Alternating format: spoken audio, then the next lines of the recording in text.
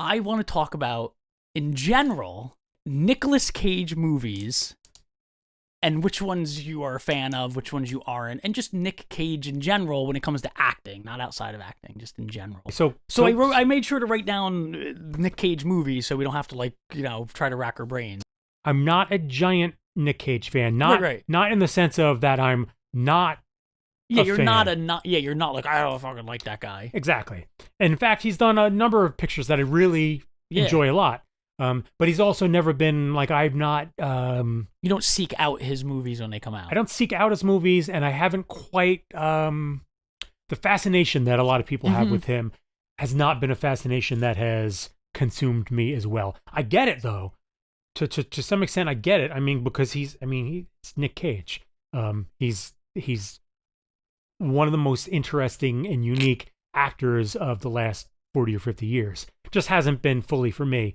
However, he's done some really great films that I do really like a lot, where he is excellent in them. Do you remember what the first movie was that you like? If you think back, like what was the first movie that the first Nic Cage movie that I ever saw? Because I'm assuming it either has to be Peggy Sue Got Married or Raising Arizona, right? Because those are like the real first two. For me, it was not Raising Arizona because I only just saw that for the movie club. Oh yeah. I got you to watch it. Yeah, we did a movie club episode. Check the playlist, movie club, where where I watched Raising Arizona for the first time, and we great movie. We discuss it. It might have been Peggy Sue Got Married. It may have been oh shit. I can't even think of movies that were before Peggy Sue Got. I mean, I'm Valley Girl. Yeah. You have to be jogging my memory. I need notes for these kind of topics. I'm gonna read these off. You ready? Yeah. Raising Arizona. Great movie. You just saw it recently. Just saw it recently. Should I just like give reactions as you read them? Sure. Yeah. I definitely haven't seen the majority of them. I probably haven't seen a lot of them. Raising Arizona. I'm very thankful to you for introducing me to that movie. I knew it by reputation, but hadn't seen it. Fantastic movie. Absolutely loved it. Peggy Sue Got Married. Yeah, I haven't seen it. I haven't seen it forever, and he's got that weird voice in it. That's the thing I remember as a kid watching a movie and being like, "What's going on?" Don't you give it one more chance? I'm thinking, did we broke up? He had this like really strange voice in it. Valley Girl, probably also before both of us. Kind of. I saw it. All right, now we're getting into the good stuff. Face Off. Nope. John Travolta. You never saw that? I saw some of it. I don't care for Travolta. Yep. And the idea of like Travolta and Nic Cage in a like a serious. I understand it's got loads of fans, and there's probably people right now watching this and are like, "What's wrong with you?" No, because it's got loads of fans. It's a cult. It's a cult classic, but because it's terrible, not because it's some. It's not a cult. It's a cult classic because it was terrible. Yeah. Like I remember when that came out, I worked at the theater. It was terrible. Nobody went to see it. Fair. People came out laughing. But people love it now. Yeah, because of maybe that. Ironically, like yeah, tongue-in-cheek, it is ironically. There's no way someone's like, no, it's a piece of art. Con Air. Oh yeah. So I saw Con Air. That was a great movie. But oh, and that actually just reminded me of what maybe my favorite Nic Cage movie, or second favorite, will be Super Lame, but that's okay. I just remember Con Air being a like your pretty standard blockbuster, standard 90s popcorn film. Yeah, which is nothing wrong with that. No, it was not great. knocking it, but yeah. Just and I remember it being a good one. I haven't seen it in forever. Now this one is actually one of my favorite with him in it, Moonstruck. Yeah. Moonstruck's an interesting I lost picture. my hand. Actually, I did see portions of that recently because there was was it not a remake? It was a sequel, right? They made a sequel? Didn't Disney just do a sequel to that? Disney? Or no, maybe I'm thinking of The Witches of Eastwick. Yeah, Moonstruck is him and Cher and Danny Aiello. It's like an Italian love story kind of thing going on. Oh, right. He's like a butcher and he loses his hand, and Cher is supposed to marry, I guess, Danny Aiello, if I remember correctly, but they kind of like each other. Yeah, again, like my shit memory is sometimes helpful in so much as I could revisit that movie now and it would feel like the first time, because I don't remember a damn thing about it other than the actors. It Could Happen to You. That's the one where him and Bridget Fonda, he wins the lottery. He tells Bridget Fonda, who's a waitress, if I win it. It's like based on that story about the guy who told the waitress, hey, if I win the lottery. I'll split it with you. It rings a bell. I like Bridget Fonda. What It's- year was that made? That was the 90s as well, I think. But like when in the Early early 90s? 90s. Oh, so that's like really cute Bridget Fonda days. Yeah. Like right around the time of Singles and stuff. Yeah. Yeah. Oh yeah, she was adorable. This one you probably don't remember, but this one I remember because it was right around the time of when they were making movies like Grumpy Old Men, Mm-hmm. Trapped in Paradise. You should try to even find that one day because it's ridiculous. It's like Dana Carvey, I think, and him. It's like three bumbling fools that are thieves that are in like I think they're trying to break into houses, but they get trapped during the Christmas season in the town. I don't know. I'm more of a Martin Short guy than a Dana Carvey guy. Fair enough. Leaving Las Vegas. Leaving Las Vegas is that's classic. That's a genuine like excellent movie, and I think is it pushing it to say classic? I don't think so. That's fair. Like it was a classic it's a borderline modern classic. Yeah, and at the time it was like it got a lot of acclaim. I think for a lot of people, I mean, it's pretty widely considered, not universally, but pretty widely considered his best or among his best. Wasn't he nominated for an Oscar for that? And not to move on, but also that is also the title of my second favorite Sheryl Crow song. Oh, second favorite. Second favorite, yeah. Because the first is if it makes you happy. That is in fact the one. Yeah, I love that song. That's a terrific song. It's got a great sort of little rolling riff. She's got that real lazy approach to it, like, but the good kind of lazy, where she just like, yeah, like the melody is fantastic. And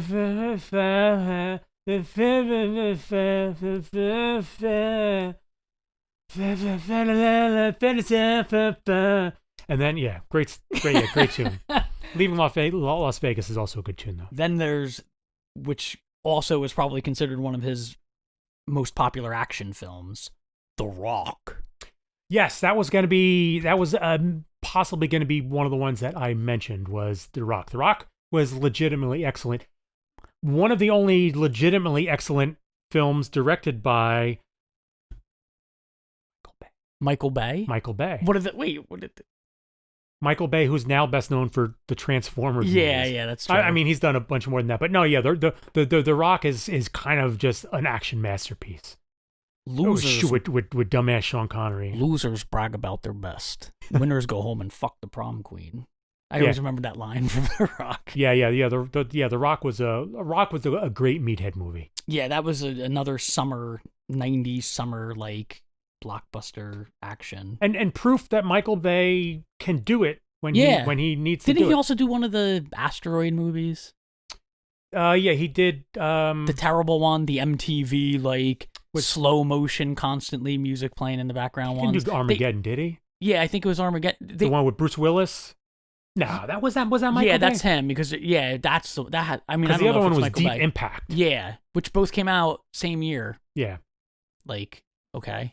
He also did The Island with Ewan McGregor and Scarlett Johansson, which that movie is 1/2 to 2/3 a fantastic science fiction picture, and then the last third of it is just like Michael Bay with like helicopters and behind like a sunset and all like the typical cheesy Michael Bay action stuff. But the first part of that movie is actually surprisingly excellent. I wish the whole movie was the first half of the movie. City of Angels. I don't think I saw it. That's the one where he's like an angel, right? With Meg Ryan or something? It's real sappy. Did not see it. Like sad watching her. Oh, he lost his wings. Now this one I know you saw because you wrote about it. I'll reach up in a minute. And it's a great movie. Bringing Out the Dead. Underrated. Yeah. Underrated. And I used to consider this, and I think a lot of people did. So Bringing Out the Dead is by, to the viewers here, look, I'm pointing that way now. Bring Out the Dead is a Martin Scorsese picture where Nic Cage plays an ambulance driver during a really brutal time in New York City. This was when like crime was shit in the city and all that. And it's a really strange, psychedelic, hyperkinetic movie. And it flopped, and a lot of people kind of dismissed it. And for a long time, it was considered one of Scorsese's lesser pictures. But in revisiting it, especially like in revisiting it for, oh, wait, hold on. Oh, what is this? Revisiting it for the films of Martin Scorsese, Gangsters, Greed, and Guilt. You could also find this at fine bookstores everywhere, as well as on Amazon and Barnes & Noble and all that other sort of good stuff. Yay. Cool cover. Go me. Yeah, that actually is a good cover. I was very happy with this one. I got to see Bringing Out the Dead when I worked at the theater, so we got to see like the sneak of it. We all stayed after, before it came out. Mm-hmm. And we all left we all left thinking it was great. We were like, we didn't expect this.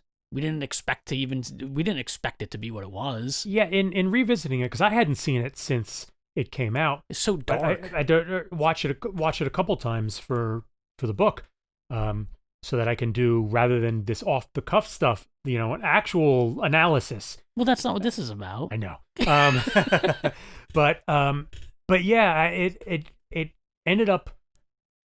I was surprised at how it was much better than sort of its reputation says, and holds up like just wonderfully. Like not just well made, but the acting throughout is excellent, because it's not just him. Tom Sizemore, who recently passed. And what's the love interest is?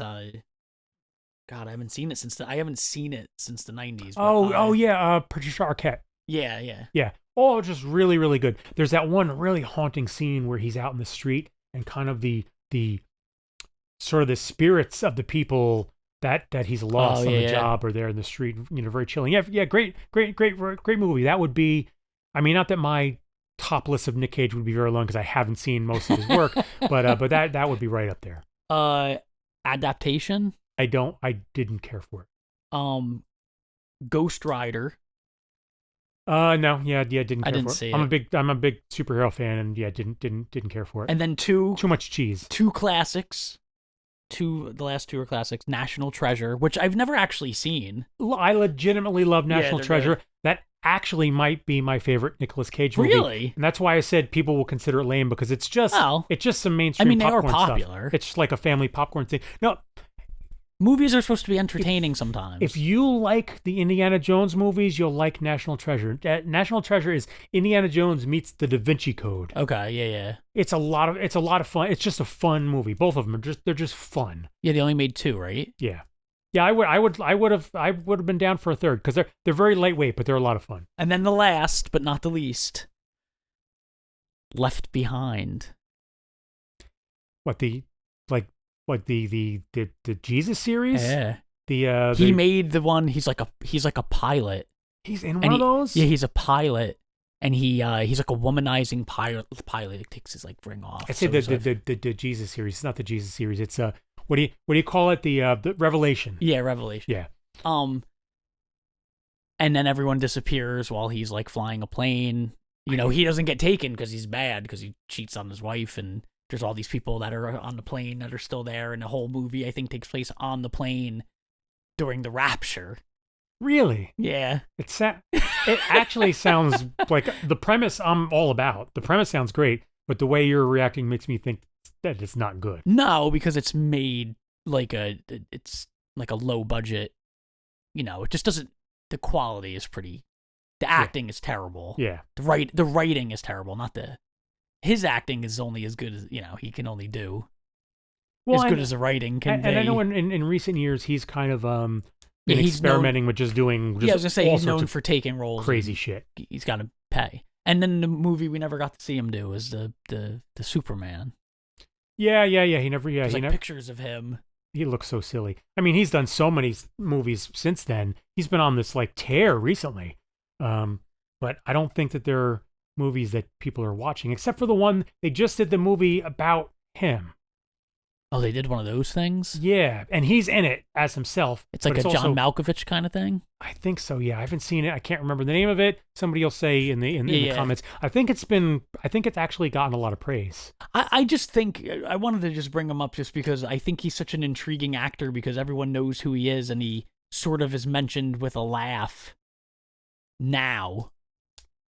But I feel like he's going to be one of those guys that when he eventually, is gone, people are going to be like... I think Nic Cage is one of those guys who he does... It will actually require a post-career reassessment because he's such a singular and unique actor, and because he takes so many unusual roles, it's really difficult to kind of really judge and assess him in his time, because you need that space. You need to look back and sort of look at the grand sweep of his career and to try and piece together, like, okay, what really was this dude all about? Because he's so off the freaking wall. I also feel like the stuff that he does that's off, people will be like, what are you doing? Are you just paying the bills? Like, why are you taking that movie? There are other actors, like Tom Hanks and stuff does movies that go straight to video too, but we just don't either. I saw one a couple months ago where I saw like a trailer for a movie and I was like, fuck is this? I never even heard of this movie. I mean, it doesn't mean it wasn't a straight to video thing, though. Oh, it definitely was. No, I mean, it might have been streaming, but that's a different.